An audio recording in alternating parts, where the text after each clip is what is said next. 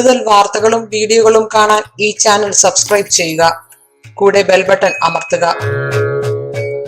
നമസ്കാരം. അകാലത്തില്, അതായത് ആർത്തവം നിലയ്ക്കുന്നതിനൊരു പ്രായമുണ്ട് എങ്കിൽ തന്നെയും അകാലത്തില് നേരത്തെ ആർത്തവം നിലച്ചിട്ട് അത് ഇല്ലാതെ വരുന്ന ബുദ്ധിമുട്ടുകൾ ഒക്കെ ഉണ്ടാവുന്നവർക്ക് നമ്മൾ അതിനെന്താണ് ചെയ്യേണ്ടതെന്ന് നോക്കാം.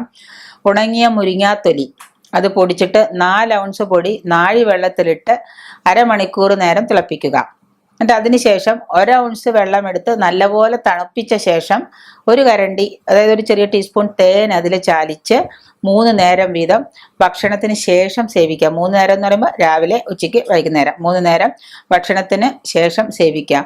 അപ്പൊ എങ്ങനെ ചെയ്തു കഴിഞ്ഞാൽ, എത്ര ദിവസം എന്ന് ചോദിച്ചാൽ 21 ദിവസം ചെയ്യാം, 41 ദിവസം ചെയ്യാം.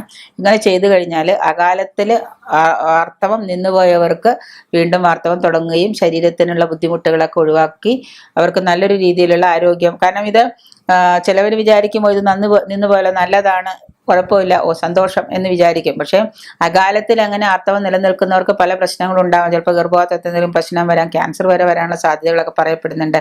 അപ്പോൾ അത് നമ്മൾക്ക് പ്രകൃതി വിചരിക്കുന്ന കാര്യമായതുകൊണ്ട് അത് നടക്കുന്ന സമയത്തും വരെ നടക്കട്ടെ എന്ന് വിചാരിക്കും. അത് എന്തെങ്കിലും കാരണങ്ങൾ കൊണ്ടാണ് ഇങ്ങനെ നിന്നു പോയിട്ടുള്ളതെങ്കിൽ ഈ പറയുന്ന ചെറു ഉപാധികളൊക്കെ ചെയ്തു കഴിഞ്ഞാൽ അത് തുടർച്ചയായിട്ട് വരികയും നമ്മളുടെ ശരീരത്തിലുണ്ടാകുന്ന പ്രശ്നങ്ങൾ, ശരീരത്തിലുണ്ടാകുന്ന ബുദ്ധിമുട്ടുകളൊക്കെ ഒഴിവാക്കാനും സാധിക്കും.